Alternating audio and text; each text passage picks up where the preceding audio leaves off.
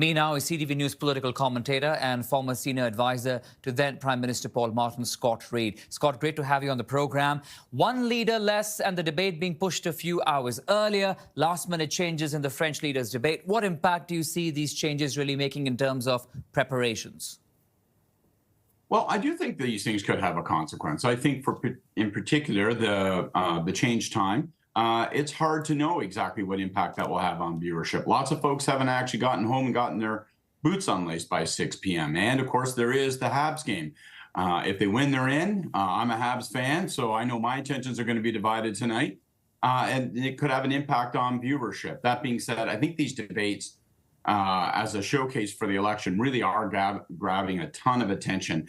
With respect to the Greens, I think it's interesting. It'll alter the dynamic within the debate. Because in Pedno, although you don't have a party that has really much prospect of making a big electoral impact, he could alter the rhythm of the conversation. He's a fluent francophone. He's quite appealing. He would chew up some clock and take time that would otherwise go to the likes of Blanchette and Pierre Poilievre.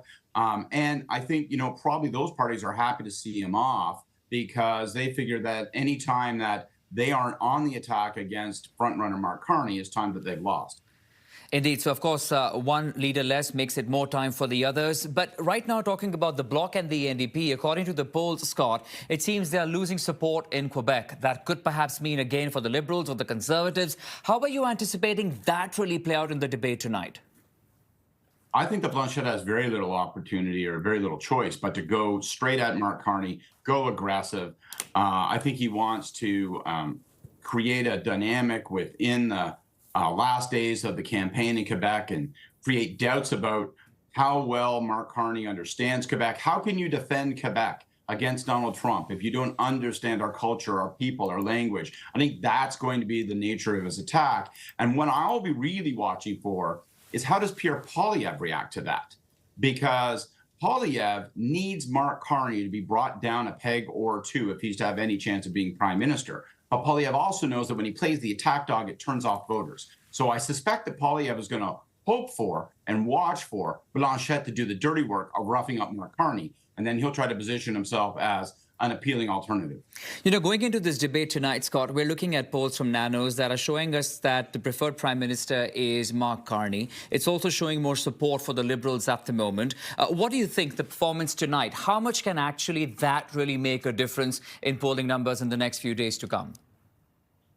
Look, this is an important moment, and this is a unique election campaign. Every single thing about it is unique historically. We've got a guy who's never been in politics, much less prime minister, at the front of this campaign. He's brought his party back from a 26-point deficit.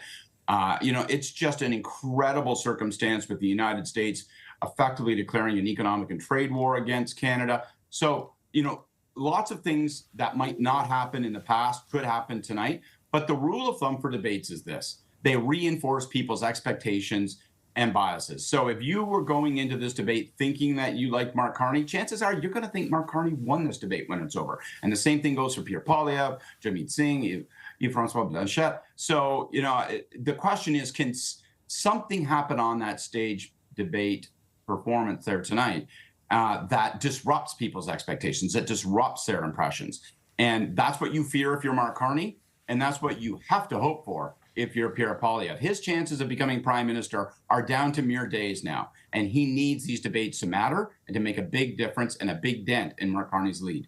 All right, we'll be watching all of that closely. CTV News political commentator, former senior advisor to the then Prime Minister Paul Martin, Scott Reid. Thanks for your time, Scott. Thanks. Have a great day. You too.